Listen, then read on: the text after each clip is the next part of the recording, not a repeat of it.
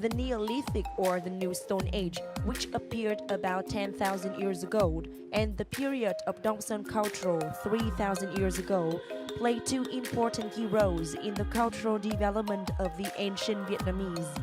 They are also the basis for the formation of cultural identity of modern Vietnamese. There is a foreign man who has spent his whole life studying archaeology in Southeast Asia. One of his famous studies is about the Neolithic age and the Đông Sơn culture. That is Professor Peter Belllwood from the School of Archaeology and Anthropology, Australian National University. During his nearly 20-year research in Southeast Asia and Vietnam, Professor Peter Belllwood has excavated and found hundreds of important objects. Some of them are displayed at the National Museum of History. Since April 12, 2018, the History has launched the exhibition Archaeological Treasures of Vietnam to honor these cultures. The exhibition has attracted professionals as well as visitors.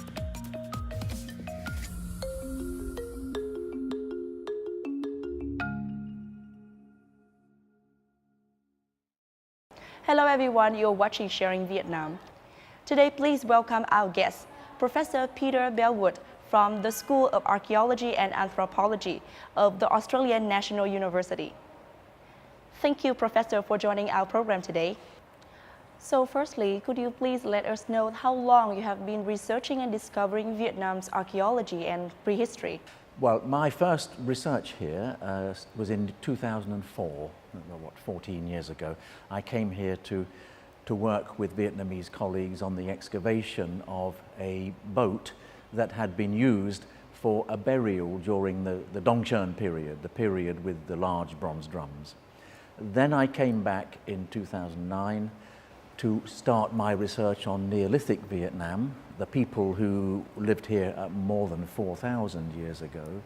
And since 2009, I've been researching the Neolithic period of Vietnam, which is when agriculture and village life began. Now, if you ask what is interesting about Vietnam prehistory, well, if I start most recently, of course we have the Đông Sơn, the bronze drum period. Before that, we have the Neolithic period with the beginnings or the appearance of agriculture and settled life. Before that, we have what we call the Hoabinhian, when people were making tools of stone and very often living in caves. This is going back to maybe 10,000 years ago. The first human-type people in Vietnam may well have been here 2 million years ago, because we know that the first humans came from Africa into Asia at about that time. Now, those very ancient people probably were not the ancestors of the modern Vietnamese, but there have been human-like creatures in Vietnam for maybe 1.5 to 2 million years. So it has a very long prehistory. But the ancestry of most of the living people, of course, is within the last 5,000 years. Then we have the details from language, genetics, archaeology, so that we can study those ancestries in a lot of detail. The Neolithic not only appeared in Vietnam, but also other countries in the world. So can you tell us the differences between the cultural of ancestry development, not only in Vietnam compared to the other countries? The Vietnam Neolithic, which started in Vietnam, maybe the earliest beginnings are about 5,000 years ago. It is connected with the Neolithic in southern China, Thailand, Cambodia, and also in the Philippines, Taiwan, Indonesia. They are all a related set of ancient cultures, and they involved a great deal of population movement, the beginnings of village life, agriculture, rice farming, domestication of pigs and dogs. All of these things led to the development of the societies that probably lie in the ancestry of many of the modern peoples of Southeast Asia. But of course there are Neolithic cultures in other parts of the world which are quite different. There was one in the Middle East. That Neolithic is very important in Europe, Northern Africa, and the Middle East and India. It is different from the one in Vietnam. And there's another one in Africa, south of the Sahara, in West Africa, spreading right through Africa. with what we call the Bantu-speaking people.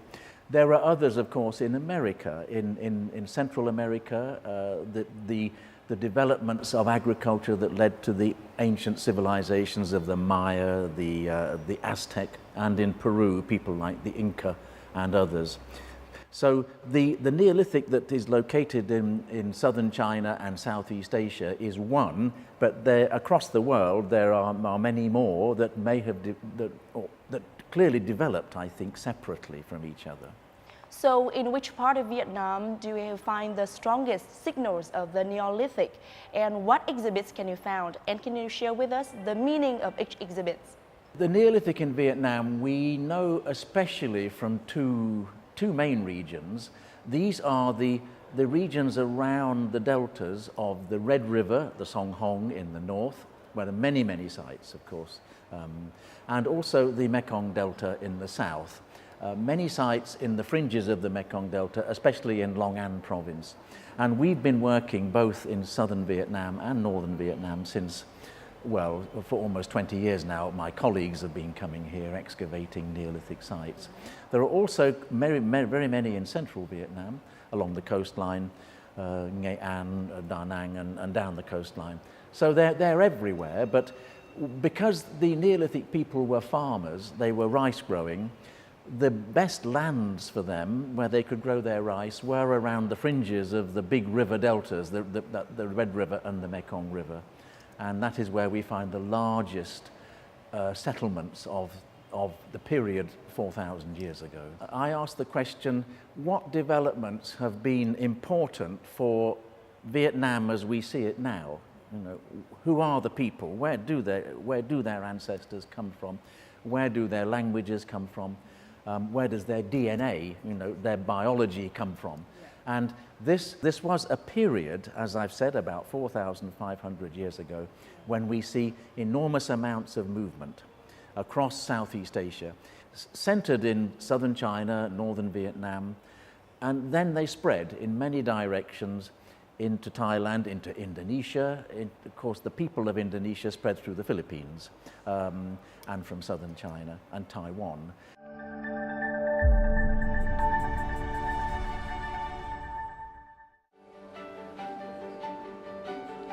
Professor Peter Belllwood and his colleagues have spent nearly 20 years researching about the Neolithic and Đông Sơn culture in Vietnam and several regions in the world. His excavations in Vietnam are mainly on the fringes of Red River and Mekong deltas. With the research, he has found a lot of crucial objects and proved the cultural theories about ancient Vietnamese people. One of the most important exhibits should be the boat he found used for ancient burial culture and bronze objects used in trading and daily life in Đông Sơn period. Như chúng ta đều biết rằng là văn hóa Đông Sơn là một cái văn hóa khảo học rất là nổi tiếng, bởi vì là đối với cả cái quá trình nghiên cứu về lịch sử văn hóa Việt Nam á, thì văn hóa Đông Sơn nó có ý nghĩa là cái nền tảng cơ bản để tạo nên cái sự hình thành những cái làng nước sơ khai của Việt Nam, và là cái cơ sở cho việc hình thành lên cái bản sắc văn hóa lâu đời của cái dân tộc Việt Nam. The excavated objects from each period were exhibited at the museum, which impressed both domestic and foreign visitors. I think they are also quite meticulous and they are quite capable in what they have been able to create despite their lack of technology. Because to make something like that now, I think most of us will be unable to do so. Mình đã có mặt và tham quan những cái hiện vật của bảo tàng rất là nhiều lần rồi. Nếu như mà các bạn quan tâm đến lịch sử Việt Nam thì các bạn sẽ thấy là cái lịch sử và văn hóa Việt Nam của chúng ta nó rất là giàu và rất là phong phú. Theo mình thì trước tiên là mình phải hiểu đã. Đó, mình hiểu và mình yêu nó thì từ đó thì mình mới có ý thức là bảo tồn. The ancient artifacts in each period depict more clearly the life and activities of the ancient Vietnamese. Archaeology has answered a lot of questions and proved the cord which closely connected between ancient cultures and the development of modern Vietnamese.